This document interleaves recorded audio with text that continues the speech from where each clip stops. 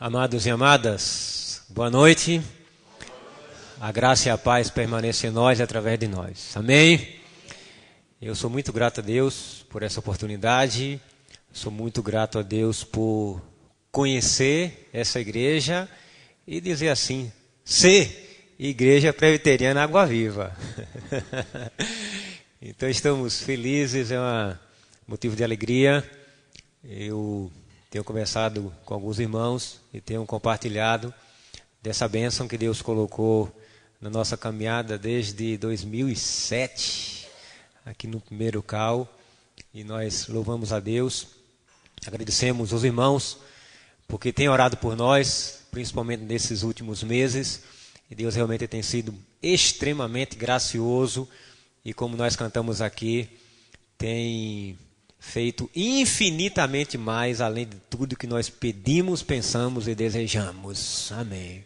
Eu quero agradecer muito ao pastor Cô pelas orientações, pelos conselhos que são vitais. Às vezes, em determinados momentos da vida, se a gente não tiver um pastor, e aí eu fico pensando, o privilégio e que a gente tem de ter um pastor e a responsabilidade de ser pastor. Então, tem situação que a gente precisa de uma orientação. Então, eu louvo a Deus pela vida do pastor Cô, pelas orientações. O pastor Samuel, sempre solícito, disponível. A gente agradece assim e a todos vocês. E eu quero trazer também um abraço caloroso, fraterno, da Igreja Presbiteriana Água Viva em Jacobina, que também no mesmo horário está lá, louvando e exaltando o nome do Senhor. Então, o nosso abraço e a nossa gratidão. Eu tenho percebido que algumas pessoas a gente não conhecia aqui, e eu queria, não sei se possível, cara, se apresentar a nossa família, e aqui, ó, a minha família aí, ó, então apresentar, ó, ali minha esposa, do lado esquerdo lá, Mateus, que diz, pai, eu queria ir também, pai, mas não dá essa semana, então Mateus lá, nosso filho, e Vinícius, os dois já estiveram aqui participando da missão. E falar em missão, a gente vai ter a nossa primeira missão lá agora no mês de agosto, 17 a 20, a gente vai seguindo os passos. E a minha caçulinha ali, a Maria Eduarda e minha esposa Ilmara, que ainda não esteve aqui, não conhece a igreja, eu estou devendo essa vinda. Ela diz, toda vez que eu venho aqui nunca dá certo. Então é a nossa família e nós temos essa gratidão e que Deus continue abençoando ricamente essa igreja como tem feito no curso de todos os anos. Amém? Muito bem. O texto que nós vamos refletir hoje à noite é do primeiro livro, a primeira carta de João, capítulo 2, versículos 15 a 17, o texto que foi lido nessa noite, que vai servir de base para a nossa reflexão. Nós vamos ter mais oração. Eu queria que você mais uma vez se colocasse diante de Deus e dissesse, Deus, por tua graça, bondade e misericórdia, desvenda os meus olhos para que eu possa contemplar as maravilhas da tua lei. Deus querido, a nossa gratidão, a nossa oração e o nosso louvor a Jesus Cristo, teu Filho, nosso Salvador. A nossa gratidão porque o Senhor tem se utilizado de homens e mulheres para serem canal de bênção na vida do teu povo e particularmente na minha vida, na vida da minha família e da igreja lá em Jacobina. Muito obrigado, continua abençoando essa igreja e pedimos que nessa noite o Senhor também nos abençoe como já tem nos abençoado, fazendo com que a tua palavra se torne clara aos nossos olhos, para que nos tornemos não apenas ouvintes, mas praticantes, para a tua glória, para a nossa edificação, em nome de Jesus. Amém. Amém. O apóstolo Paulo, escrevendo a Timóteo, na segunda carta, no capítulo 3, versículos 16 e 17, ele faz a seguinte afirmativa: toda escritura é inspirada por Deus. Toda escritura que é inspirada por Deus, ela é útil. Ela tem um propósito, ela tem um objetivo. Ela é útil para quê? Ela ensina, ela repreende, ela corrige e ela educa. Eu sempre faço uma análise desse texto aí, usando esses 4 objetivos. Ela ensina, o que é ensinar? É trazer informação. Depois que a palavra traz informação, ela repreende, ela aponta e diz, olha, o caminho não é bem esse não. Ela repreende, diz, cuidado, fique atento. Depois que ela repreende, ela corrige. Corrigir é colocar no devido lugar. E por fim, vem a educação. O que educar é comportamento. Eu sempre faço essa distinção entre ensinar e educar. Ensinar é apresentar informação, trazer informação. E educar é quando nós pegamos aquele conhecimento, depois de repreendidos, depois de corrigido, nós nos tornamos praticantes da palavra. Então, toda palavra de Deus é inspirada. Esse texto que nós vemos aqui, ele tem um propósito. Aqui o texto da primeira carta de João, capítulo 2, não ameis o mundo. Essa é a instrução do próprio Deus para a nossa vida. Qual é o significado, qual é o propósito desse texto para a nossa vida? Todas as vezes que Deus fala sim ou fala não, é para o nosso bem. E a gente precisa entender isso. Às vezes ele diz sim e às vezes ele diz não. E quando ele diz assim, não, é para o nosso bem. Ele diz assim, não ameis o mundo. A palavra é inspirada. A palavra ensina, a palavra repreende, a palavra corrige e a palavra educa. O que é que a palavra de Deus está trazendo para a nossa reflexão nesse instante? Eu queria que nós estivéssemos, cada um, pensando, mergulhado nesse texto e dizendo assim, Deus, o que é que o Senhor quer falar comigo? Tem uma história muito interessante. Disse que o pastor, todas as vezes que pregava depois do culto, tinha uma irmã que dizia assim, pastor, a palavra foi uma bênção. Foi direta para tal irmão, para tal irmã. Todo domingo o pastor pregava e, pastor, que palavra abençoada. Hoje foi para tal irmão. E o pastor disse, meu Deus, eu nunca pego uma palavra que seja para essa irmã, não é possível, tantos anos. Aí o pastor fez o seguinte, marcou um culto especial e só avisou essa irmã. Era um culto especial, ela chegou na igreja, num horário diferente, só tinha ela. Entrou e sentou no lugar que é devido. Porque aqui todo mundo tem o seu lugar, né? A gente já sabe aqui, cada irmão já tem o seu lugar de sentar, né? Acho que toda igreja é assim. A irmã chegou, olhou assim, o pastor dirigiu o culto normalmente. Só a irmã na igreja, ninguém sabia, só ela. Pregou da mesma forma que fez o culto, com o mesmo roteiro. Depois que terminou o culto, a irmã falou com o pastor, pastor, que palavra abençoada. Foi para fulano de tal, pena que ele não veio. Então é o seguinte, essa palavra primeiro tem que ser para a gente. Nós podemos nos tornar, quem sabe, um instrumento para compartilhar com o outro. Mas diga assim, essa palavra é para mim. Pode dizer, repita comigo. Essa palavra é para mim. Porque é a palavra de Deus. E nós vamos pensar sobre isso. Não ameis o mundo. Quando nós olhamos para esse versículo, a gente pode pensar assim, mas esse texto está tendo alguma contradição. Não ameis o mundo, como assim? Existem 3 palavras que são traduzidas da língua grega para o nosso vocabulário como mundo. E elas poderiam se contradizer. A palavra assim, de João 3,16, porque Deus amou o... Como é? Deus amou o mundo. E agora está dizendo, não ameis o... Então que negócio é esse? Aí a confusão. Afinal, é para amar o mundo ou não é para amar o mundo? O que é que está dizendo? Então são as 3 palavras. Aion, que mundo, pessoas. Deus amou as pessoas. É traduzida. A segunda é a palavra mundo no sentido de cosmos, do universo criado, todo esse mundo foi criado por Deus. E a terceira palavra é a desse texto aqui, o cosmos kratos. Não ameis os esquemas desse mundo, não ameis os valores desse mundo, não ameis aos costumes desse mundo, e muitas vezes a cultura desse mundo. Então, o apóstolo João está escrevendo para uma igreja. E se ele diz assim, não ameis o mundo, por quê?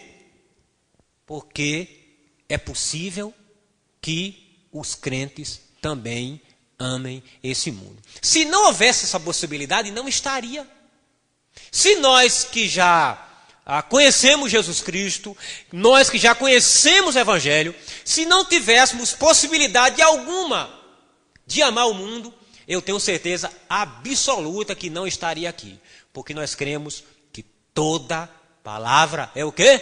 Inspirada por Deus. E essa palavra é inspirada por Deus. Então, a necessidade de analisarmos, de fazermos uma autorreflexão. O que é que esse texto significa para a minha vida? Quais são as orientações, quais são as instruções que eu posso trazer para a minha própria vida? É preciso, irmãos, entendermos a palavra. Nem sempre o conhecimento é a garantia de que vamos fazer tudo certo. Porque quantas vezes a gente sabe certo e faz errado? Quantas vezes nós estamos plenamente convictos de que aquilo que passa na nossa mente, no nosso coração, nos nossos lábios, nos nossos olhos, contraria ao que Deus quer. Não é o que nós sabemos. No entanto, saber é uma possibilidade que Deus nos dá para fazer, viver exatamente isso que Ele quer para a nossa vida. Eu queria que nós pensássemos aqui que mundo é esse. E nesse texto aqui, 3 forças espirituais que se levantam contra nós e nos afastam de Deus. Nesse texto, nós vamos ver 3 forças espirituais que nos afastam de Deus. É isso que João, durante toda essa carta, está trazendo àquela igreja. Tome cuidado. Não ameis o mundo. Não é a carta escrita para incrédulos, mas sobretudo para aqueles que já conheciam a igreja. E ele coloca aqui as 3 forças. A primeira força aqui é a concupiscência da carne. A concupiscência da carne nos atrai a prazeres pecaminosos. Você pode repetir isso aí?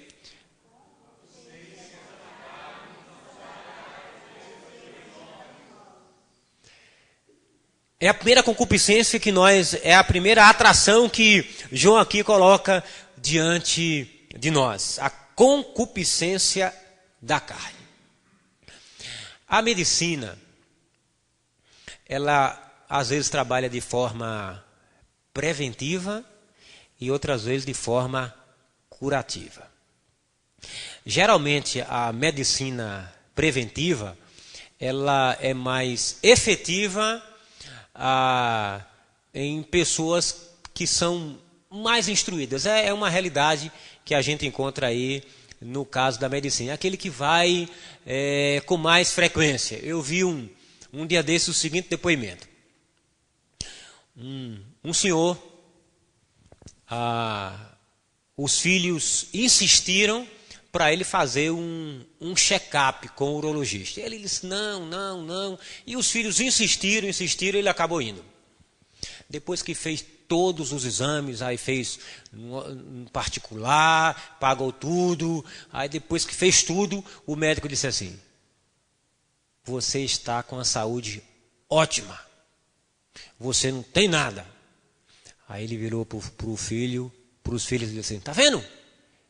Perdi o meu dinheiro. Será que ele estava querendo que porque gastou o dinheiro o médico dissesse, olha, você está ruim, você está mal.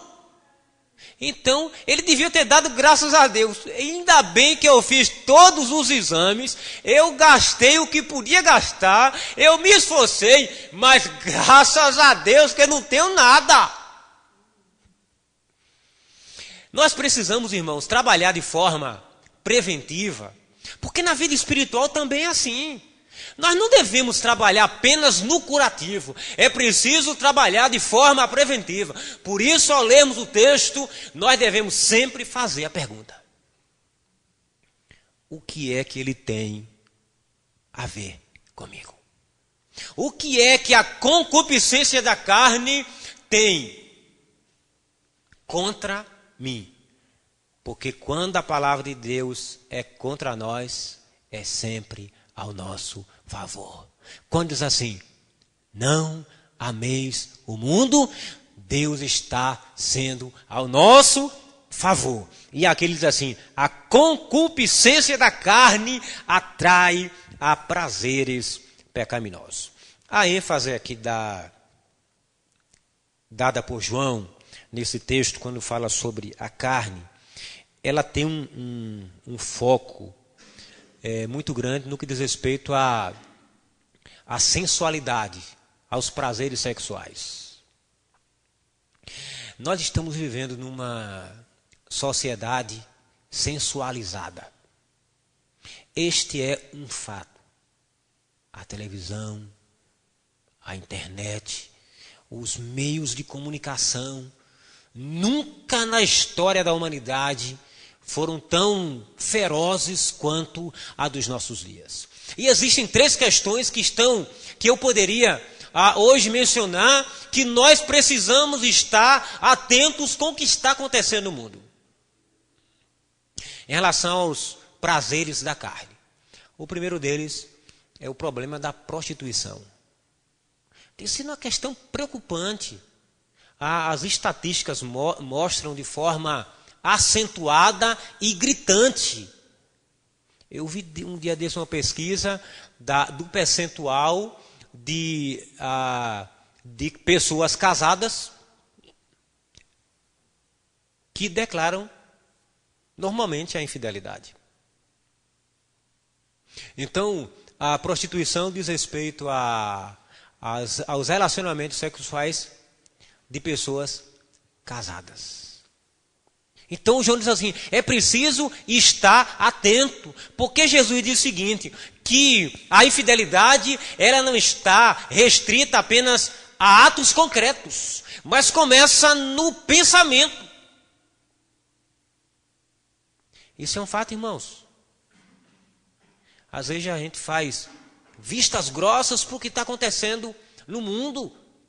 Então a gente precisa ter cuidado, porque nós estamos vivendo nessa sociedade erotizada. A concupiscência da carne, a prostituição. O segundo pecado sexual é a fornicação, que é o relacionamento sexual de solteiros. A igreja precisa levantar cada dia mais essa bandeira, porque é a única instituição que prega contra isso. E os jovens, no seu ambiente de escola e de trabalho, eles são encurralados a essa realidade. Uma igreja com jovens é preciso estar atento, porque na universidade, se o jovem prega a castidade, ele é ridicularizado. Mas a Bíblia está dizendo, jovem, não ame o mundo. Cuidado com a concupiscência da carne. É preciso levantar essa bandeira, porque a igreja, irmãos, é a última e a única instituição humana que preza esses valores. É a última e é a única. E nós precisamos sim não amar o mundo, algo que é tão anormal. E dizer assim, se o jovem levantar na sala e pregar a castidade, eles vão perguntar o seguinte, de que planeta você veio?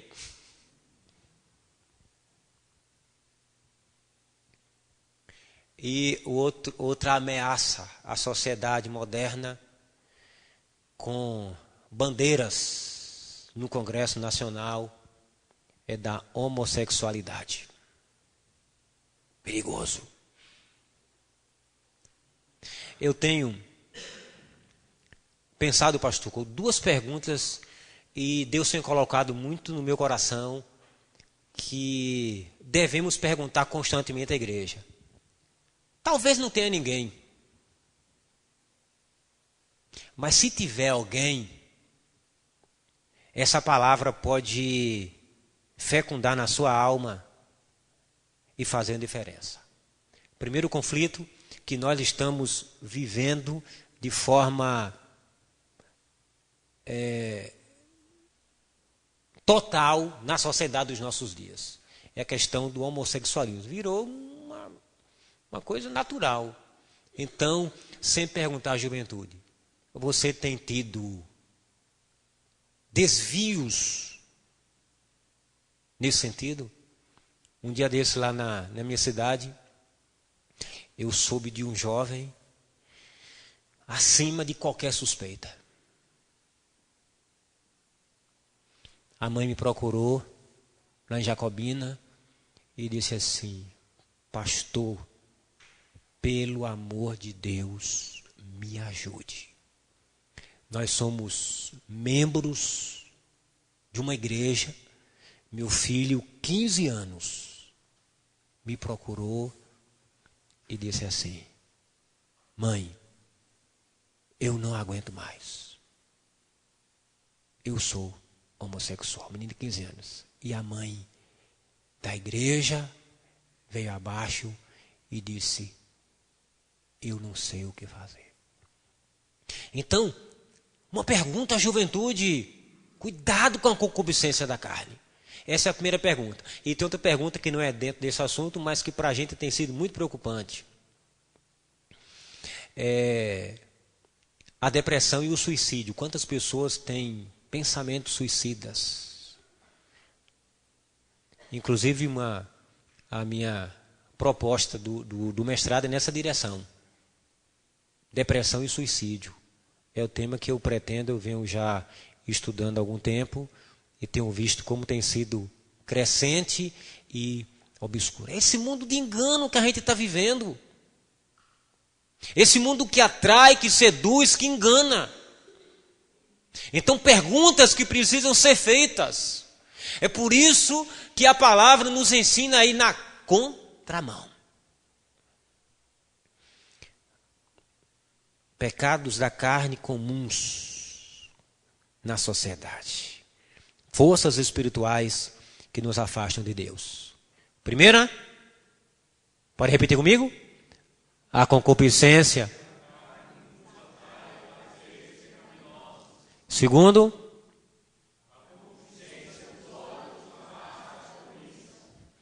a concupiscência dos olhos atrai a cobiça. O que os olhos não veem, o coração não deseja. Isso aconteceu desde o início. Aconteceu com Eva, que não tinha pecado.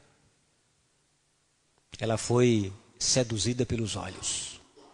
E o texto de Gênesis 3 diz que ela viu que o fruto, viu que era bom. A gente vive nessa sociedade aí que seduz pelos olhos e pelos ouvidos. Essa sociedade que vai na contramão. Essa sociedade insaciável. Essa sociedade do consumo. Olha o texto de Gênesis 3, 6.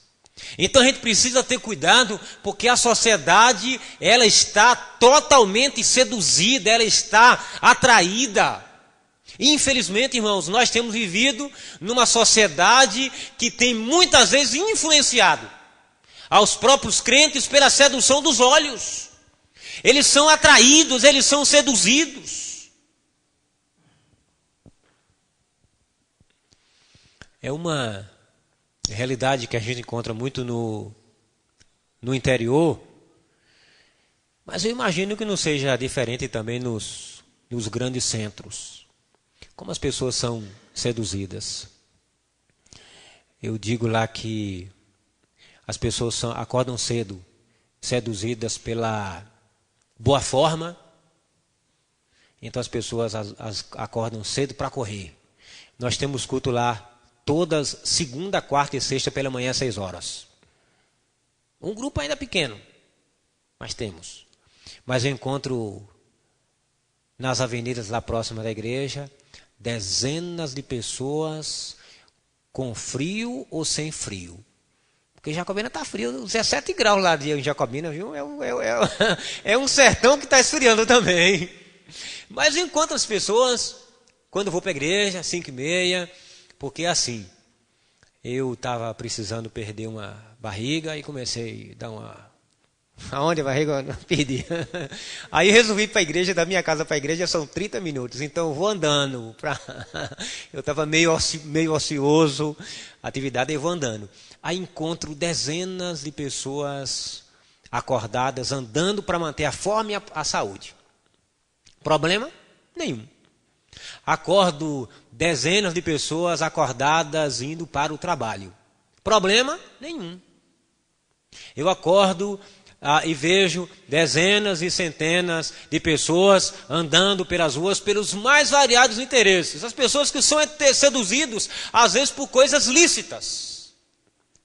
Mas os que são seduzidos pela leitura da Bíblia,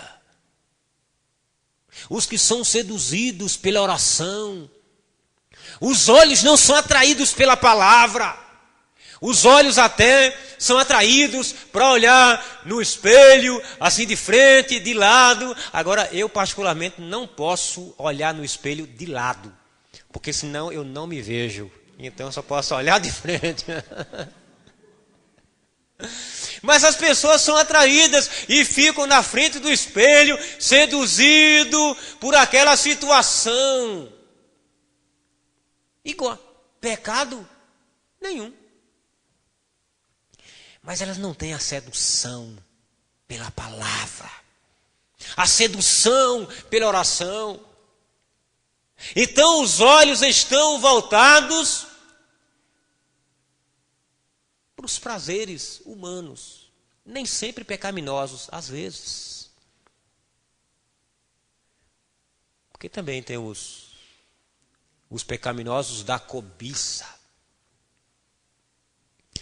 A gente vive na geração da cobiça. Tem uma turma aí, eu sei que aqui não, mas tem uma turma aí que não aguenta ver um lançamento de um novo celular. Já lançou esse meu, já não serve mais, ele é seduzido. Não resiste uma vitrine, é seduzido pela vitrine. Seduzido por um sapato novo. Eu vi um dia desse uma senhora dizendo que tinha 100 pares de sapato. Eu digo, é uma centopeia. 100 pares de sapato. Ela disse assim, eu não resisto. Eu passei na vitrine e diz assim, um dia eu posso precisar de você.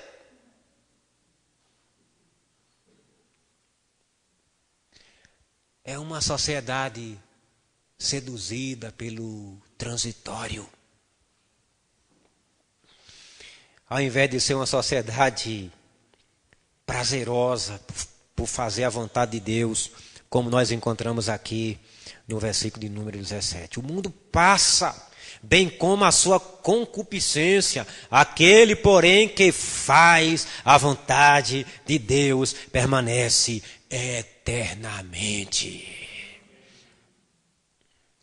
Mas a concupiscência dos olhos nos leva a caminhos lícitos, mas que não geram crescimento na nossa vida, que não gera transformação na nossa vida. E pode dizer assim, pastor, eu estou fazendo errado, estou pecando?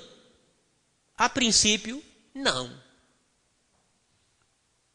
Mas quando somos atraídos mais pela concupiscência dos olhos do que pelas coisas espirituais, nós estamos invertendo os valores.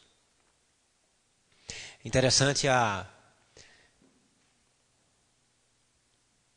resposta de Elias no segundo livro dos Reis, capítulo 2, antes de subir aos céus, Elias fez a seguinte pergunta: o que é que você quer?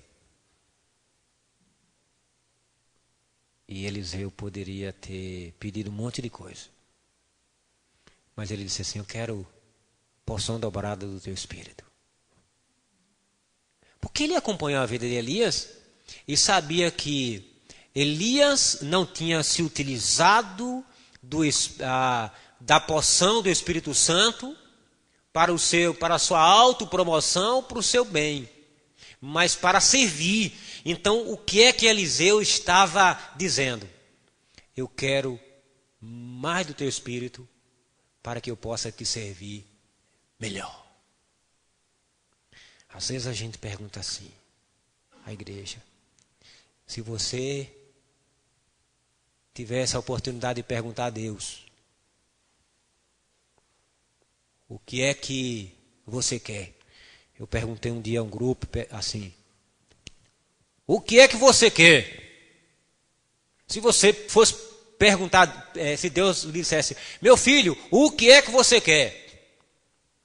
Aí uma pessoa respondeu logo, uma casa. O outro respondeu, um carro. Nenhum problema. Mas mostra exatamente o que é que está no coração. Importante um carro? É. Importante uma casa? É. Agora, melhor que um carro, melhor que uma casa, que são importantes, que são vitais, é a porção dobrada do Espírito Santo de Deus. Esse é o espírito do nosso mundo.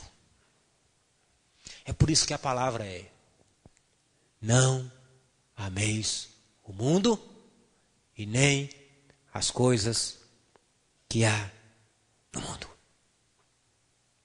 Se alguém amar o mundo, o amor do Pai não está nele, porque tudo que há no mundo, a concupiscência da carne, a concupiscência dos olhos, e o apóstolo João encerra falando sobre o terceiro inimigo da nossa caminhada espiritual.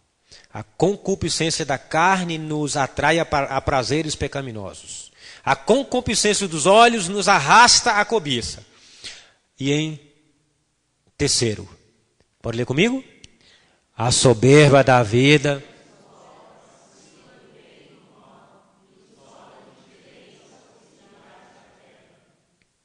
A soberba da vida. É quando nós lemos a palavra e diz assim, é a história da irmã do sermão. Não é comigo. Se nós cremos que toda palavra é inspirada por Deus, toda palavra é comigo. Toda palavra é comigo. Mas às vezes a soberba da vida. E aí os comentaristas dizem que isso envolve a vaidade, essa soberba da vida, a indiferença. E o apóstolo Paulo escrevendo aos Coríntios, capítulo 10, versículo 12, ele diz assim, aquele que pensa está em pé, veja que não caia. Então nós devemos sempre olhar a palavra de Deus e dizer, Deus, desvenda os meus olhos para que eu contemple as maravilhas da tua lei. Ou fazemos a oração do salmista no Salmo 139, o reverendo Ronaldo Lidório chama de oração arriscada. Quando o salmista diz assim, vê se há em mim algum caminho mau. Ele estava falando sobre possibilidade. Eu gosto muito, me chama muita atenção, Quando no Salmo 19 o salmista diz assim: Deus, eu tenho pecados que eu não consigo enxergar. Absolva-me dos que são ocultos. É por isso que precisamos estar cada dia mais próximos de Deus. E eu tenho aprendido, irmãos, que a verdadeira santidade, ela acontece quando ela revela a cada dia a nossa pecaminosidade. À medida que nos aproximamos de Deus, não nos achamos melhores, mas nos reconhecemos pecadores. Foi isso que aconteceu com Isaías. No templo, a presença notória de Deus, e a confissão dele foi: ai de mim, vou perecendo. Eu sou um homem de lábios impuros e habito no meio de um povo de impuros lábios. Foi essa a percepção de Isaías. O apóstolo João, discípulo amado, diz assim: se dissermos que não temos pecado, enganamos a nós mesmos e a palavra não está em nós. O apóstolo Paulo: miserável homem que sou, quem é que pode me livrar dessa morte? Então, quando João fala sobre a soberba da vida, ele está dizendo assim: Deus, eu não quero ser seduzido por esse mundo. Eu tenho percebido o seguinte: quando a gente fala a alguma pessoa do Evangelho, o que a gente percebe é o seguinte: quanto mais uma pessoa alheia à vida de Deus, mais ela se acha boa. Ela diz assim: ah, mas eu sou gente boa, eu não faço mal a ninguém, eu sou do bem. Então, quanto mais distante de Deus, menos pecador, menos reconhece que é pecador. Mas à medida que vamos nos aproximando de Deus, nós vamos reconhecendo a nossa pecaminosidade e fazemos a oração de John Knox. A gente lembra sempre da dá-me a Escócia ou eu morro. Mas ele fazia a seguinte oração: Deus, livra-me de mim mesmo. Livra-me de mim mesmo. Deus, eu não quero amar esse mundo, esse esquema, esses valores, esses preceitos, esse modelo. Eu não quero, Deus, eu não quero. É uma guerra que nós travamos diariamente. E aqui eu volto a enfatizar: por que é que esse texto está na Bíblia? Porque há dentro da nossa alma esse potencial de amar esse mundo, esses valores. Devemos amar as pessoas, devemos amar a natureza que reflete a glória de Deus, mas não devemos amar esse mundo cada dia mais perverso e corrupto. A soberba da vida, a indiferença à verdade divina, aos valores, tem muitas vezes distanciado as pessoas de Deus. O Dr. Shedd, que faleceu ano passado aqui em São Paulo, ele, grande exegeta, ele disse numa pregação o seguinte: todos nós temos um pouco de lobo. Todos nós temos um pouco de lobo. O Dr. Shedd, da Bíblia de Shedd, da Bíblia Vida Nova, tão conhecido, ele foi o orador da nossa formatura em teologia, e imagino que muitos de vocês tenham acompanhado. Realmente um homem que andava com Deus. E quando ele faz uma declaração dessa, eu fico pensando assim: se esse homem com uma vida tão piedosa tinha essa percepção, eu digo, Deus, tenha misericórdia de mim, para que eu nunca me ache bom, para que eu nunca tenha os olhos fechados, que eu sou sujeito a amar o mundo. Mas eu não quero amar o mundo, porque eu amo Jesus que me amou primeiro. Eu amo Jesus que deu a sua vida por mim. Eu amo Jesus que pagou o preço da minha salvação. Eu amo Jesus que deixou a sua glória para que nós pudéssemos, um dia, glorificados, viver eternamente com Ele. Por isso, eu oro esse texto e digo assim, Deus, eu não quero amar esse mundo. Eu não quero ser laçado pela concupiscência da carne. Eu não quero ser laçado pela concupiscência dos olhos. Eu não quero ser laçado pela soberba da vida. Eu quero fazer a vontade do Senhor e no Senhor permanecer eternamente. Amém. Eu queria que nós pudéssemos agora orar, cada um irmão, cada irmã, orar, se colocar diante de Deus e dizer para Deus, Deus, a tua palavra fala contra mim, mas ao meu favor. E eu quero amar assim o Senhor, Deus. Amar o Senhor. E não permita que o engano do mundo, o engano do diabo, ou o auto-engano me impossibilite de enxergar que no meu coração tem essa possibilidade de amar esse mundo, de amar as coisas desse mundo, de ser atraído por ele, de ser absorvido por ele, de ser alcançado por ele.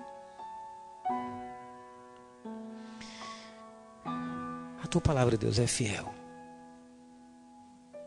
é digna de toda aceitação e ela é útil para nos ensinar,